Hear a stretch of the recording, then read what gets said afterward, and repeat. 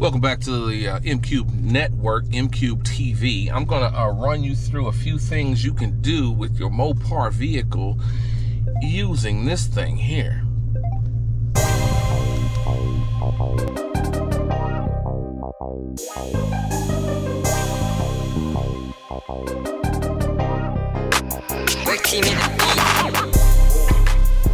All right, now I have been dealing with these cars for a long time. Probably since about 2009. No, 2008, when I first got my first Grand Cherokee SRT8, the one that's in my videos. That's the one I got. I got that in 2008. And I have been messing with the lighting on these cars for as long as I can remember. Now, I did some stuff that I could only do through wiring. You know, physical wiring. As far as on my Jeep, I ended up setting to where like the headlights and the fog lights came on together with the fog light switch, because I wanted to run daytime running lights on the car, but I didn't want them to be the HIDs, low beams, which was how it was set up when I got the vehicle. And I had no way to get in the computer and make these changes without going to the dealership. So anyway, I suffered with that for a lot of years, and technology advanced, and then they started to come out with apps that you could use to get into your PCM, BCM, TCM, whatever, right? Now, in order to use these apps, which I'll discuss in a minute, you first must get an interface. This thing here is the V-Gate, what do you call that, a OBD reader. So what you do is, you open it up, take it out, keep that. Now you want to keep one of these in every car you got, because this, I mean, you can do a lot of stuff with the the handheld tuners and whatnot. You can clear codes, read codes, things like that. But this puppy here goes deep. Now you plug this into your OBD-II port, which I'm about to do right now.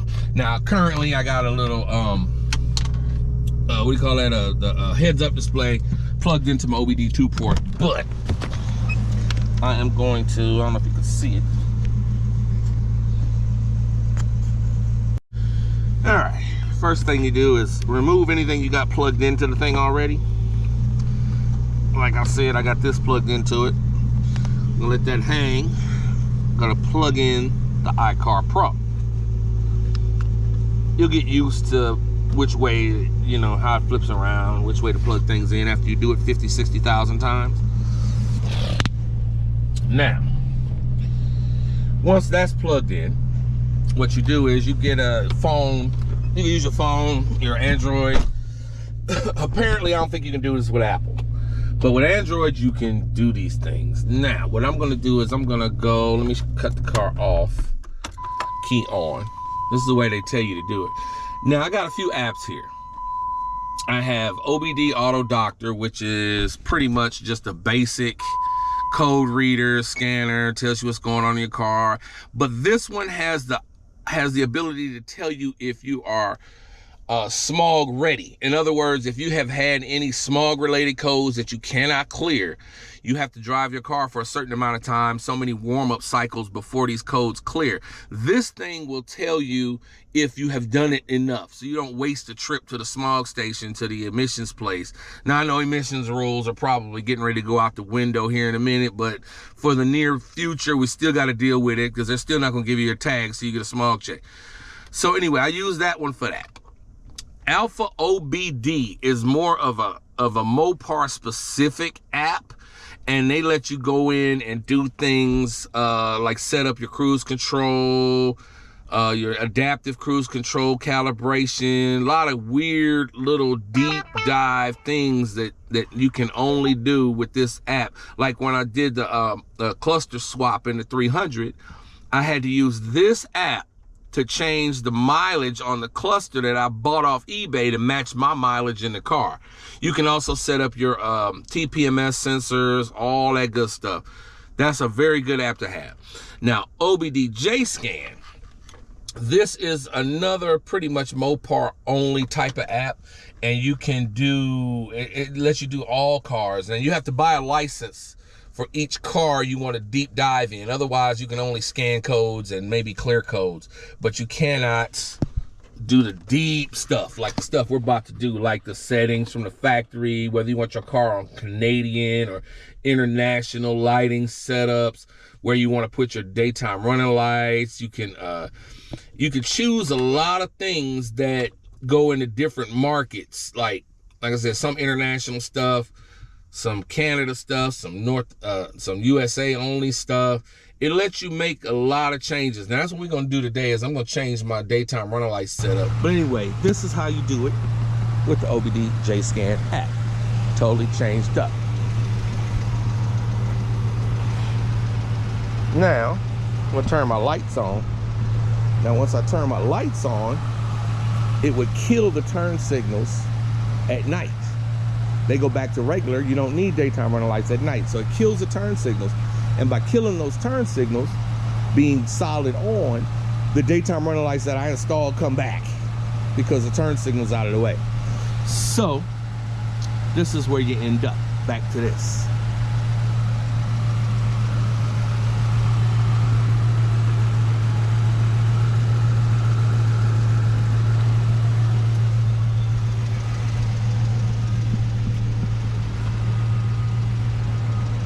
Now, when you are rolling just parking lights, as you see how I have here just parking lights on, you still get your turn signals as daytime runners. They don't go off until the actual headlight low beams come on. So now it looks like this when you're rolling with just parking lights. All right, now we're back in the car. I don't like that setup. I want to change my daytime running light setup. First thing I'm gonna do is turn the car off, turn the key back on. Everything should stay connected the way it was, and we should be good. So we're gonna go into OBD JScan. This is the app for your lighting. Now, when it first opens up, it'll ask you to connect to a certain whatever. I don't know why this one ain't showing me that. Anyway, we're going into Dodge. We're going into the Dodge Magnum. It says preparing devices. Now, this is the screen you come to when you want to connect. Now, I got everything here that I have Bluetooth connected to my phone already, all the things I have paired up. We're not worried about that. We're going to come up here to low energy 4.0 Bluetooth. Boom. Connects, engine should be off, and vehicle initialization. And here we go. Now, let me just walk you through this. You got dashboard here, which is the main section. Now here you got modules. Now you can pick any module in your car. You have categories here and you know, areas you want to look at. Anything in your car, you can reset the module, start it all over. Let's go into memory seat. Oh, never mind. I don't have memory seats in this car. This is an 06 Magnum. What am I doing? Okay, let's see.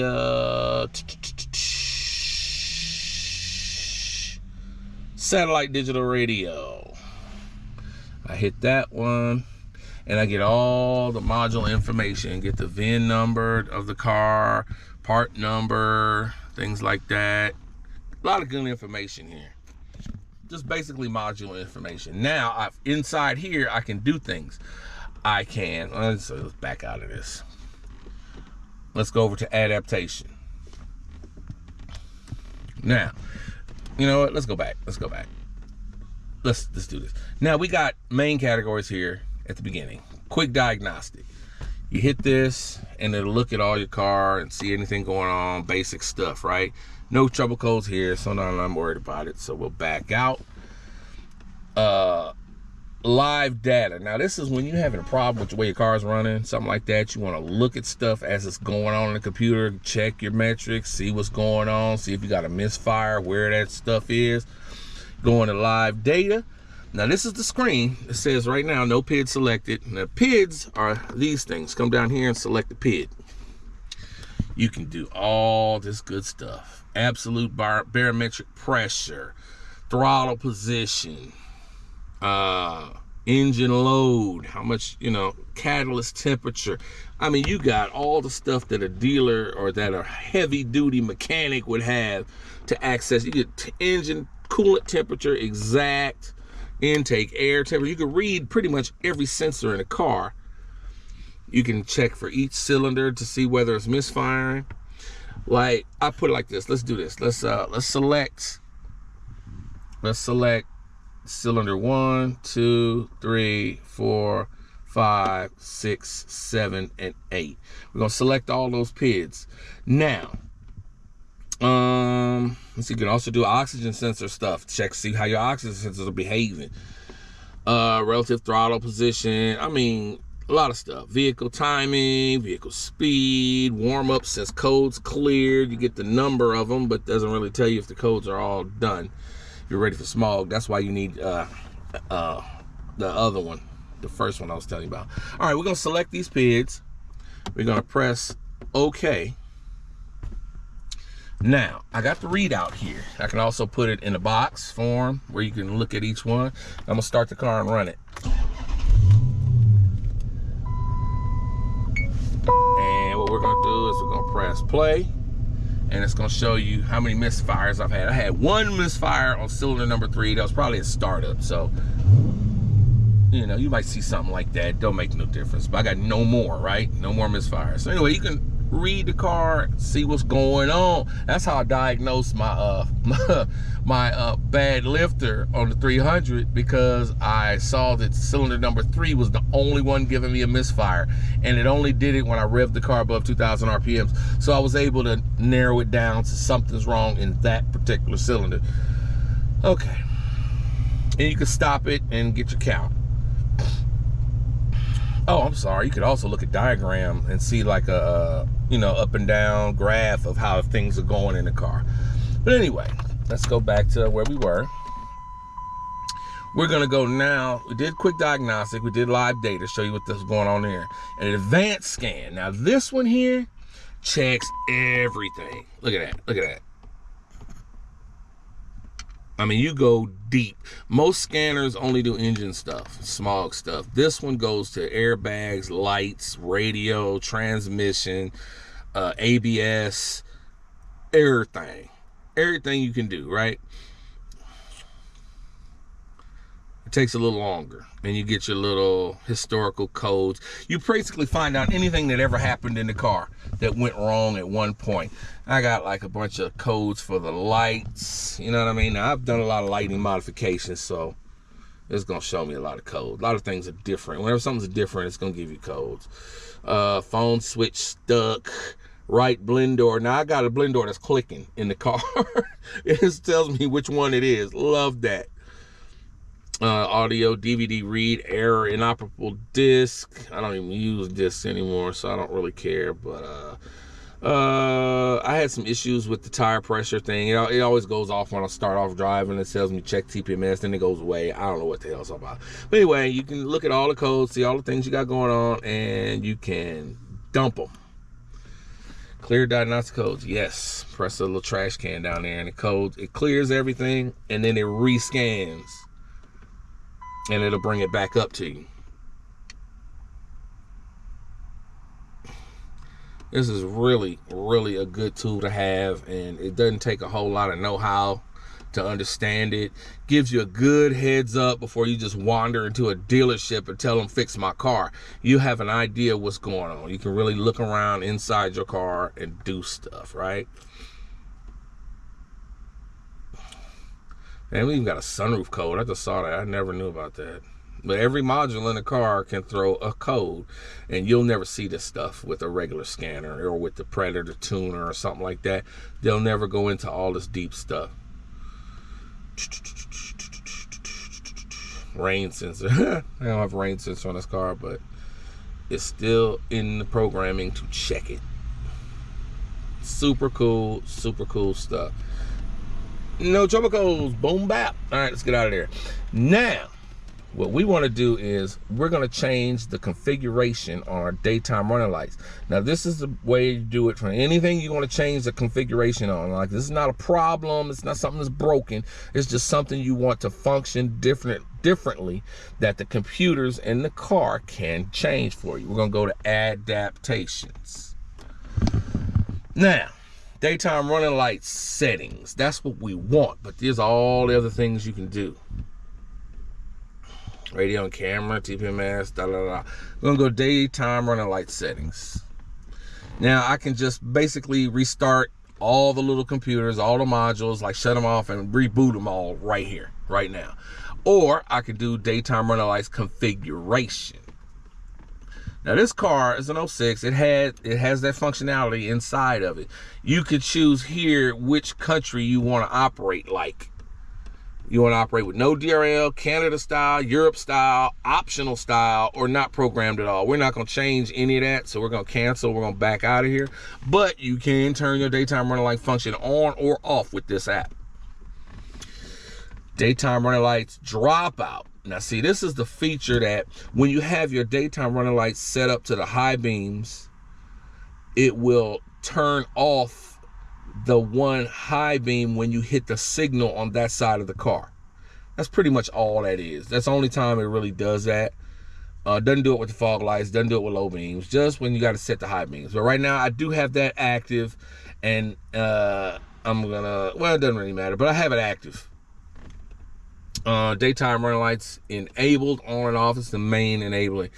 Daytime running lights for Euro 4 standard. Now this, I think, is what drops out the fog lights when you have something going on. I forget how that goes. But anyway, I have it active. And this is also the app you use to enable your fog lights. Not fog lights, high beams. We did another video about that with the Jeep Liberty to enable your high beams. I'm sorry. Your high beams to stay on when you hit, your low beams stay on when you hit the high beams. That's something in USA, they don't let you do that. They make the low beams go off when you hit your high beams, and that causes a problem when you're using a high-low system with one bulb and just got a reflector that moves. Like if you got a projector set up, a retrofitted projector in your car, you need the low beam to stay on, because that low beam is the source of light. The high beam is no source of light. It just moves the blocker out of the way so that you get a high beam on a low beam light. So, but anyway, like I said, we did a video about that. You can go I'll put a little thing right here and show you the video. But anyway, it's already done. Now, we want daytime running lights location. This one right here. Now, you get up here, you see current value from ECU. Now, I don't have it located anywhere because, like I said, I ran my own daytime running lights directly to the car, so it's not enabled. But what I want to do is do something different. So what I'm going to do, the only thing I really can do with this setup and turn off the ones I got is because I have to use turn signal DRL, which is this one here. Now this will turn off the low beam. This will turn off the DRLs that I have set up because it's a switchback system, and inside of its own system, when the signals come on, the white goes off. So you'll never see the white again until I turn my lights on at night. Now, all the headlights. But anyway, we're gonna do turn signal DRL. Come down here, press go. Says working, changes is applied successfully. So now what I'm gonna do, start the car. And you remember how it looked a minute ago, right?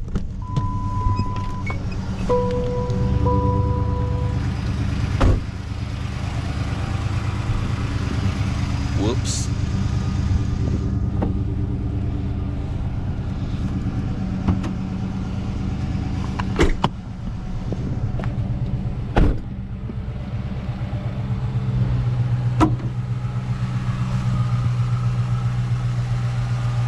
See, now I got all yellow. Totally changed, right?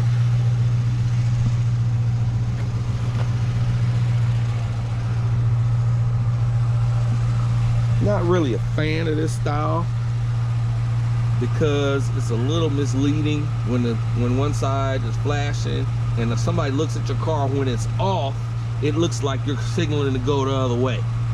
They have to stare at your car for a minute. Now, let's say I don't want that anymore. I want to come off of that. Car's still running. Some things you can do with the car still running. So what we're going to do is we're going to go back in here and we're going to pick the fog light DRL. Fog lamp, press go. Changes applied successfully. Boom. Let's go take a look at the front of the car.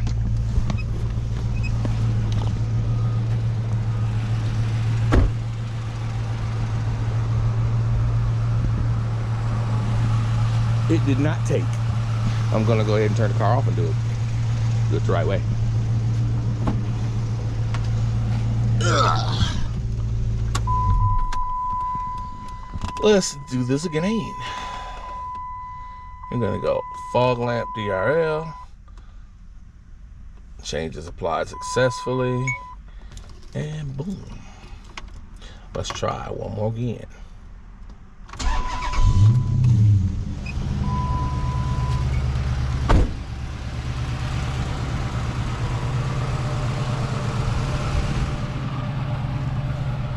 Well, there they are.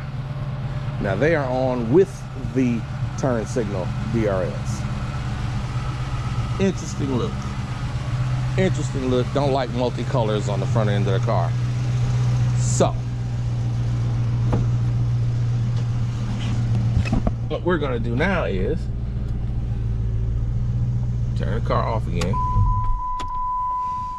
Back to what you call it. We're gonna go to none and go. Now we're gonna go strictly to fog light, because I think we had to turn off the turn signal to get the strictly fog lamp. Changes applied successfully. Let's check it out.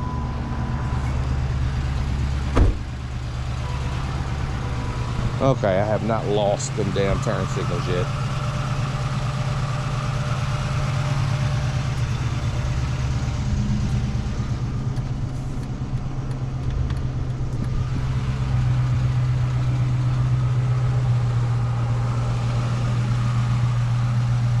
Okay, full lights show.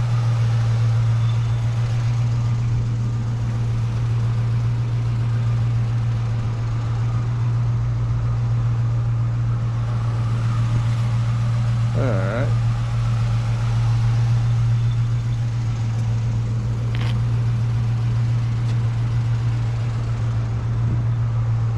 Alright. Now, no lights on. This is how we look. This is actually pretty sexy. I like it. I think we're gonna stick with this for a little while because the fog lights are just very bright. The daytime running lights are not as bright as I would like them to be, but they are cool. So we're gonna stick with this. Good look, I like it. Sometimes you gotta run through the whole setup, turn your lights on and off and all this other stuff, and it'll reset to whatever you set it to. But anyway, that's all you need to do. Let's see, DRL voltage. Oh, also when you're running, like if you want to run on your standard halogen high beams, you can set the actual voltage regulation on each light, how much voltage you want to run. So this is at 12.4. You can pick all this, how bright you want them to look when they're on. This is a fabulous app, man. But anyway, guess we don't need to get into the weeds too much. But there's a lot of cool things you can do. Oh, also you can change your tail lights. Like if you got amber turn signals in the back, you can change it to where your brake lights flash with the turn signal and not the turn signals. So if you want it to look like, you know, most American cars, how they had it set up where the brake lights do all the work. You can change to that. I wouldn't recommend it. If you got turn signals on the back of your car, amber turn signals, use them. They are the bomb. But I think that would be light conversion. Rear fog's present, on or off. Dang, this car don't have that at all, but I tried to set that on my Jeep because my Jeep actually has rear fog lights wired in with bulbs and everything, but I don't have a switch that can turn them on, so this did nothing. But here it is, rear lighting combined. This is what I was talking about. Matter of fact, I'm gonna show you this. I'll show you right now. I'll show you right now. I'll show you what I got. Oop, let me turn them on. See, this is the cool way. This is the way all cars should be, right? Amber turn signals, right? Right. Let's do our thing here. It's deactivated combined. We're gonna activate the combined taillights. Now it says it's done it successfully. Let's go find out. No, I didn't do it yet. Hold up.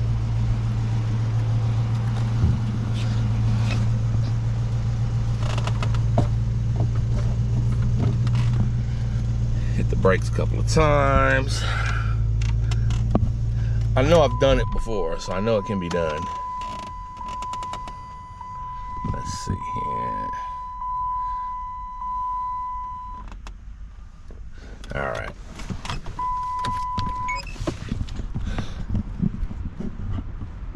Damn it. It's just not playing with me right now.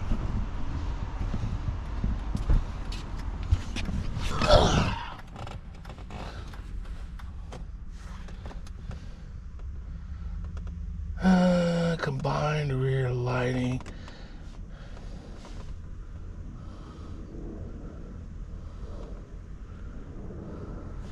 Usually these changes take place instantly for me. I don't know why it's cutting up today. Well, while I'm looking around in here, I found something else that be very useful. Vehicle user settings. This is some cool stuff. You got the auto door lock on and off. Like when the car moves up to 15, the door is locked, you can turn that off. Auto wipers, not available on early models. Just like this one don't have it. Central locking configuration, compass display on the dash, fog lamps lock on and off, allows you to turn on or off the lights when locking, flash lamps, I'm sorry, locking the vehicle. Front fog lamp dropout. This is what I was talking about before, like with the high beams. If you want to turn your fog lights off when you hit high beams, you could do it there, or change it around to where they stay on. Headlamp delayed time. Headlamps on with wipers. It's not available on early models. I don't think I have that in this car. I have it on the Jeep though. In 07 I have it. Illuminated approach time. I think like when you hit your alarm and the lights come on. One press doors, all unlock on and off. One touch lane change on and off. You know how you hit the signal, just tap it, it flashes 3 times? You could turn that on and off if you don't want it. Seatbelt alert, if it's, you know, your wife won't put on her seatbelt when you start driving, it's ding, ding, ding, ding, ding, she still won't put it on, and you gotta keep driving, keep telling her to put it on. You can turn that on and off here, or the horn and all that stuff. Real cool stuff, man. This is just something everybody needs to have. But anyway, I'm gonna keep looking around. I know there's a way to set up that dang lighting. Let me see. You know what? I think maybe this car doesn't have it because I don't see the configuration.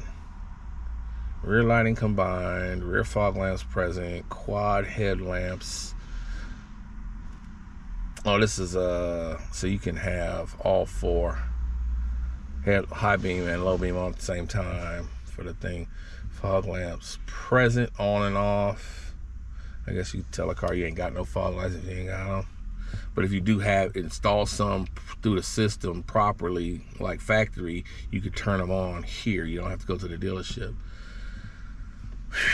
But anyway, that's all I want to show you today. I'm gonna keep looking around for this other stuff. I know you can make the brake lights flash straight on a Magnum or like an old 300 that had turn signals, but I can't figure it out right now. And once I do, I'll show you. But until then, thanks for watching. Go get these apps. Go get these apps for real. And if you use the app and you enjoy this, please like this video. Please share this video. And then subscribe to the M-Cube Network. Thank you very much. Good evening. Okay, I figured out what I did. When I turned on the combined lighting, it combines the turn signals and the brake lights. Like that. close this so you can see better. Let's see all my junk. What happens is you'll get combination. You'll get the turn signals and the what you call it's kind of flashing. So if you got like an all red taillight setup, like the later 300s Hemis, it had all red but two separate elements. So I got my brake light jammed on right there, just so you can see. So it turns on everything when you hit brakes.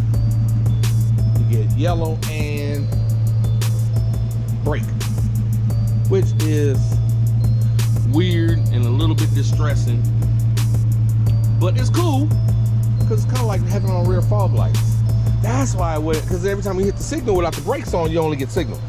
But anyway, I don't like that shit too much, so I'm gonna turn it off. I like the regular style. So I knew it did work. I just was bugging. I was bugging. Let me see. See if we're back to normal yet. Oh, I moved the brake. Hold on.